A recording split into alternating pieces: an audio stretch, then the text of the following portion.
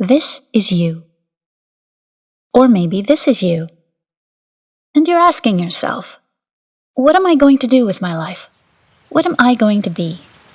More than likely, the answer flutters around just out of reach, and that's fine. Forget that question for a moment. Instead, take a walk. Look around and ask yourself this. What is this world like that I'm going to live and work in? Plenty of trees, green grass, blue skies, that stuff. But look closely and you'll see all kinds of people working together on all sorts of interesting projects, creating the world we live in.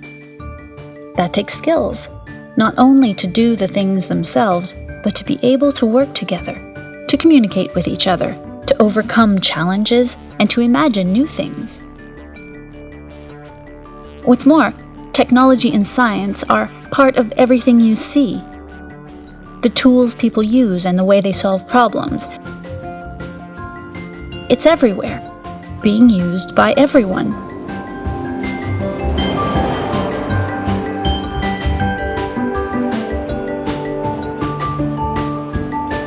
So there are important skills you'll need for any career path that you choose.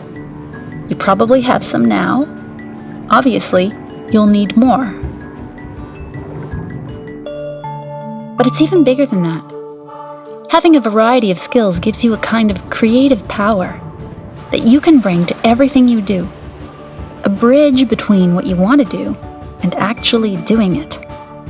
Skills are tools to transform and reinvent the world, to dream as big as you want and do the things that really inspire you.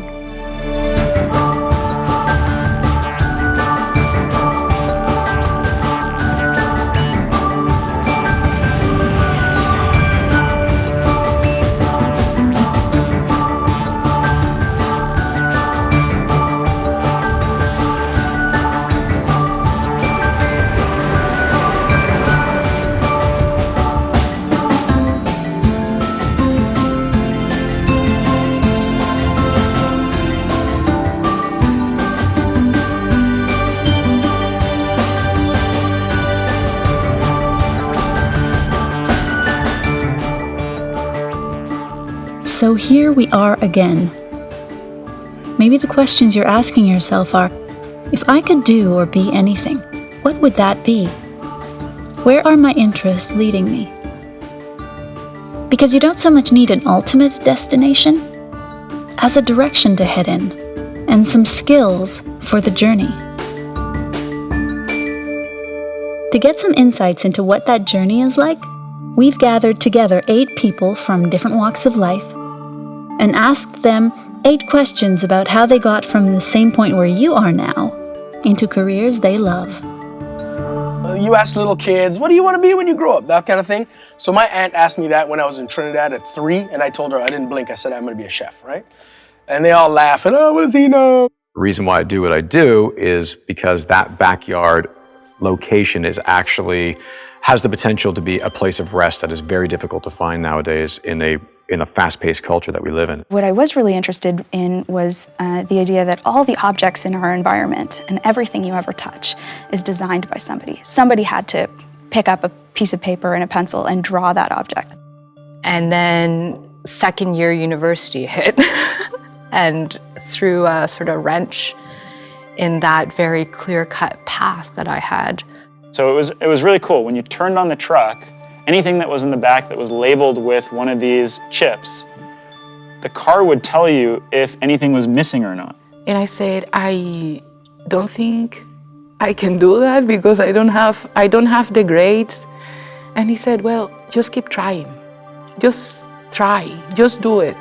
Don't stop doing it because you don't have the grades. You have to try. So in some ways, my grandmother was the social conscious and my grandfather was the practical. And so I was able to take both of those experiences and growing up in their shadow, I was able to balance both of them. I had that great experience where I finally felt when I was producing Assassin's Creed where I'd gotten to that place in my career that I'd sort of I was meant to be at, and all of the pieces of the puzzle started coming together.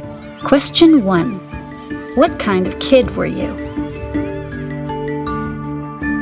When I was a kid, I was a very quiet kid. Computers actually was one of the overarching themes of my youth. But I was also a very curious kid. I was a very distractible young man.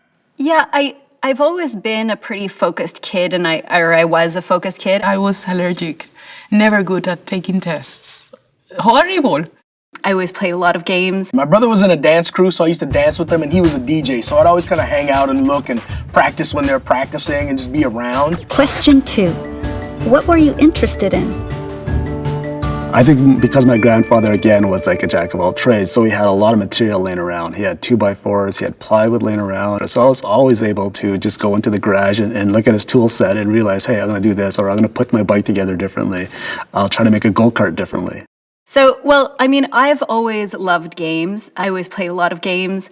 I would play games with my sisters, actually. We loved Mario, and, we've had many sessions challenging each other. You know, when I was about 10, I got my hands on a computer and was able to go online and make my first website on GeoCities. Just an online version of, everything that had to do with things I found fascinating at the time. From there, it really turned into something that became quite useful to me. Everything that I got involved with after that had a web component that I could use. I lived in the country, like in a rural atmosphere for a while, and I had this idea when I was a kid, okay, well, I'm kind of bored and there's not much I can do, so at least I'm gonna read as much as possible and use this time, this unproductive kid time, to like educate myself and broaden my horizons. And so I volunteered at the library, and I would then, borrow a lot of books while I was volunteering and get to know all this stuff. And, I'd picked up a book, which is The Adventures of Marco Polo, and he comes across the assassins, and that legend is one that we used, to inspire and tie into the game.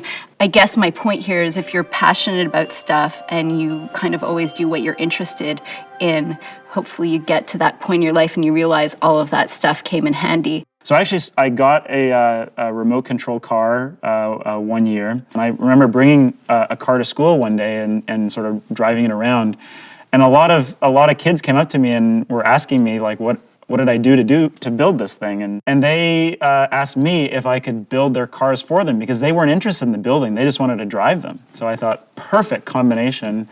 I'll charge you money so I can build your car, which is in some ways the best part of it. You have your car at that point. And so I set up this business building cars for people and did that for about a year. Tuesday nights were the cheap movie night. So everybody used to go hang out on Tuesday nights because it was like $2.50 for a movie on Tuesday, right? And we used to go and they used to form little ciphers. Ciphers are like little rhyme circles. So we formed little ciphers. People from all over the city would come to the Eaton Center at that time in Edmonton. And everybody would be ciphering, and I'd always be in there. And I built a name pretty quickly in Edmonton for being a good MC, right? Growing up, I think a lot of First Nation students, they have some sort of memory of doing something with their grandfather or their grandmother, doing some sort of harvesting practice. And for me, a lot of that came from actually going out into the landscape and going hunting for the first time with my grandfather. And it really shaped my understanding of the world, how I would create architecture. Question 3. What is a skill?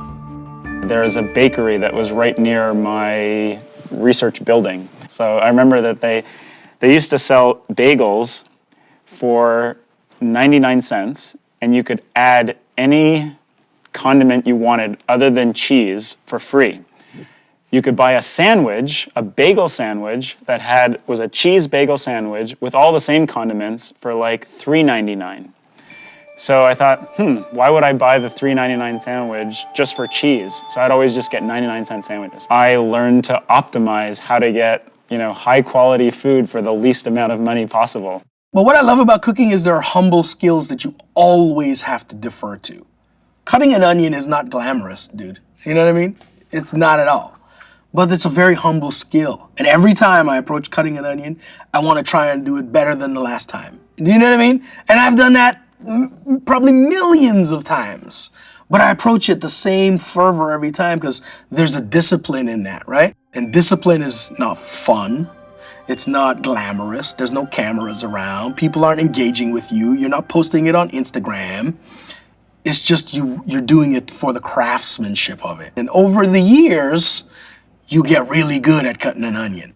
I kicked the can the first time. I went to community college. I made it the first 2 years, but I found out I had the creativity, but I didn't have the fundamental engineering skills, the mathematics skills. I finished high school. I did. I finished the grade 12 math and geometry courses, but I didn't really put a lot of focus on excelling at those courses. And so I went into Lakehead University and studied a program called Native Access Program for Engineering. It was the perfect program because it was surrounded by Aboriginal peers. There was a lot of focus on cultural interaction, support services, and the basics were there: science, math, engineering. So I was able to develop a skill set, essentially, to finally bridge the creative aspect that I've always wanted to do with architecture. Question 4. What is the most important thing in choosing a career? If I could go back to grade 10 and have somebody ask me, what do you want to do? What job do you want to find yourself in down the road? I would have said, I have no idea. But if someone had said to me, what do you love? What do you love to do? What makes you come alive? That would have made me think differently. One should really just follow their passions about what they're excited about, what they're curious about, and what's interesting.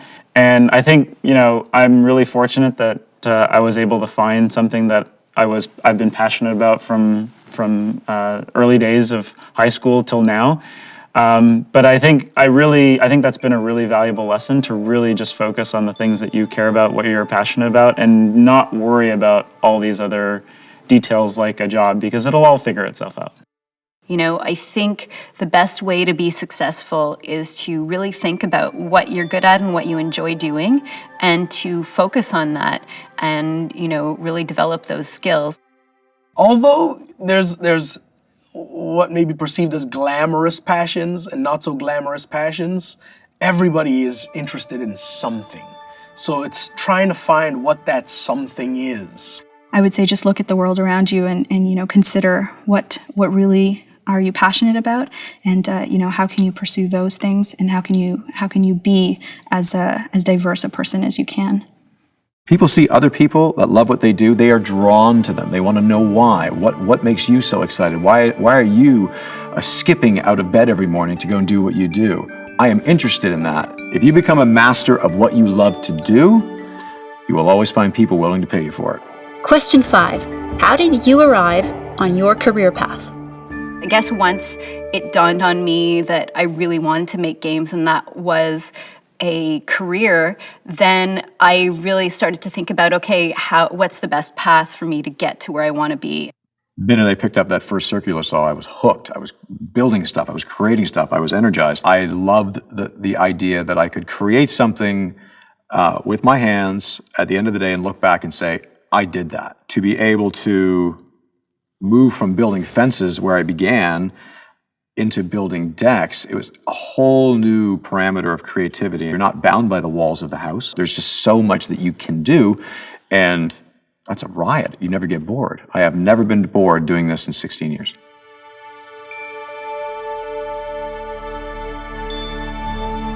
A friend of mine invited me to listen or to test this radio telescope. When I'm getting into the place where they had the radio telescope, I heard the audification of background radiation from the center of the galaxy, which sounds like and I said, what's that? And he said, oh, that's thermal radiation from background radiation from the center of the galaxy. And at that moment, everything changed. I just began making plans in my head.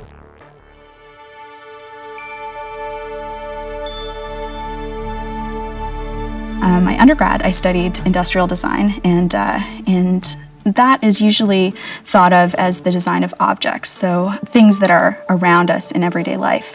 But like anything, when you think there's a straight and narrow path, you get there, and worlds open up to you. We were looking at not only the object itself, but its use in the world, the material processes behind it, how it gets manufactured, how people use it, and then where it goes after it's done being used. So a total cycle of use and waste.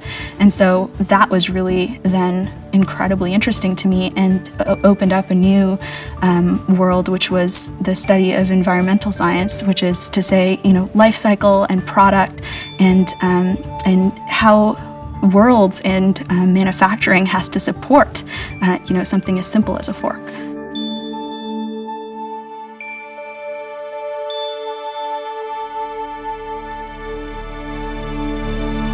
I went and did my Bachelor of Science in biology, and everything was really, really clear to me that this was what I was going to do. And I felt a lot of comfort in that.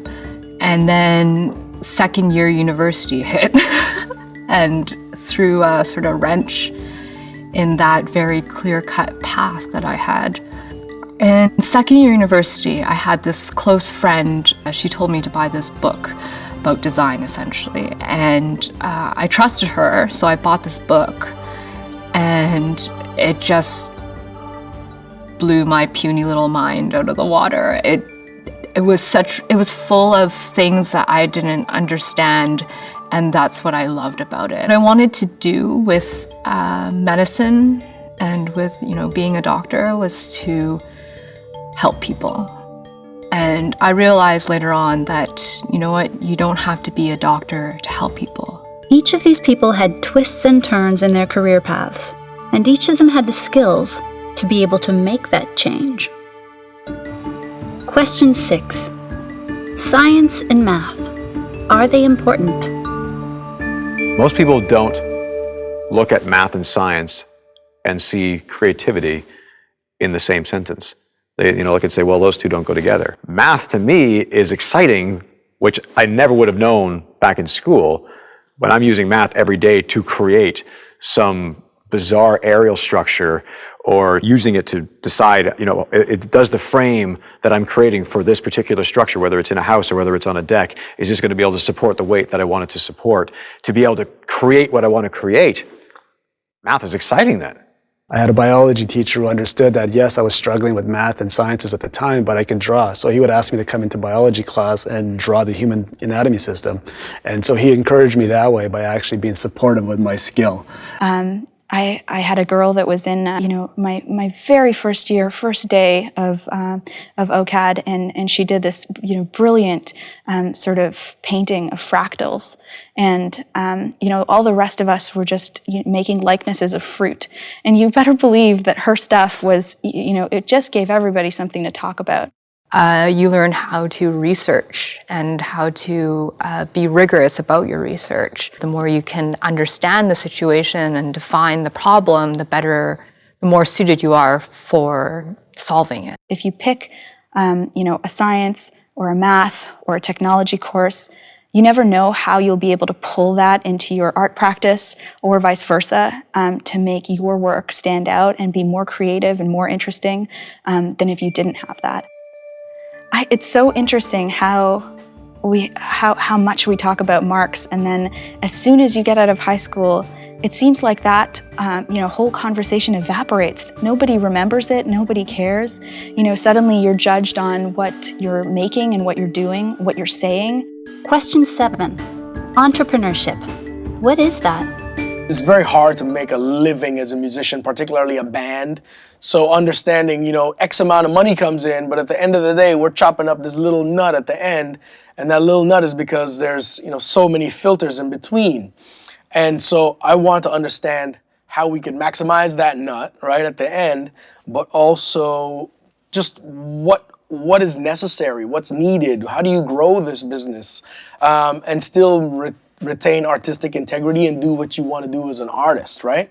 So I came to the entrepreneurship and business world just by being thrown into it, by falling into really bad deals, trying to get out of them, getting into better deals, getting into not so better deals. At the end of that, I came out with basically nothing, but I learned a lot.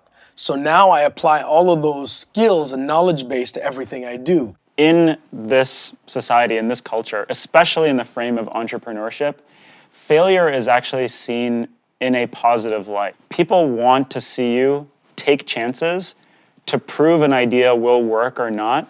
They know that going through that experience, you're going to learn something, and you're going to be able to learn something that you can apply to the next problem. Too often, I work with a young person who is scared to make a mistake or asking me for the answer, where I really want them to, iterate and create and, bump into something that they think maybe doesn't at all fit. I knew I wanted to own and operate food and beverage operations. So I went into a management program that not only taught me some rudimentary classic cooking techniques, but taught me labor and cost control, financial management, accounting. I could produce a ledger. I can produce a P&L, a balance sheet.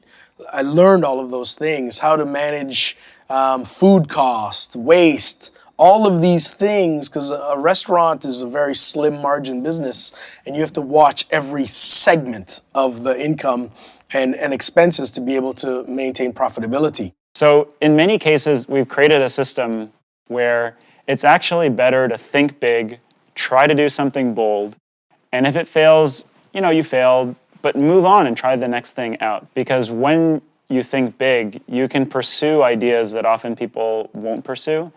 And when you do win, it's big. Your idea gets out there. I actually now am in a point where I think I can look at the world and say, what can I change? What can I make that's new, that didn't exist before? Entrepreneurship is a skill to create your own career path. It's a way of thinking beyond what already exists, and the risks you take can lead to great accomplishments. I encourage anybody to question everything that's in the world right now and see where can I make a difference and where can I use the knowledge that I've gained to try to change something. Question 8. What is the biggest lesson that you've learned? Being an interesting person is worth far more than, being somebody that has the best grades in the class. Learning how to think about solving problems is, I think, an incredibly important thing. It's not just about solving technical problems, but trying to understand a problem, trying to develop a hypothesis for what is going on, and then trying to test and experiment your ideas in business, in personal life, and so many things. That to me is really, really important. So I'm not necessarily encouraging someone that they have to go into the sciences and engineering, but they should make sure that they are confident that they know how to think before they embark in new directions. And in high school, we separate the classes. So you're going to science class, you're going to art class, then you go to music class. And you get out into the real world and all of those ideas collapse and they become this one thing. And then what you're presented with when I say a design project is all of those things working together all the time, and you're not really pulling apart what is what. Don't ask the world what it needs. Instead, ask yourself what makes you come alive and go and do that, because what the world needs are men and women who have come alive. What are the things that you love doing? Even if you're faced with failure, if you're faced with challenge, that it wouldn't matter because you still loved doing it. These, I think, are the skills and the characteristics that you'll build up for yourself at a younger age, and that you can carry on through to different things. Well, I love my job, and I get to work with all of these excited, passionate, talented people. It's really a fun, it's really a fun job, I gotta say. I don't have any regrets. You have a dream, you have a light. You might get lost along the way as this path goes back and forth, but you still have that light to pursue. So in a lot of ways, it's to begin with a dream. Have a dream, get some skills, and make your moves.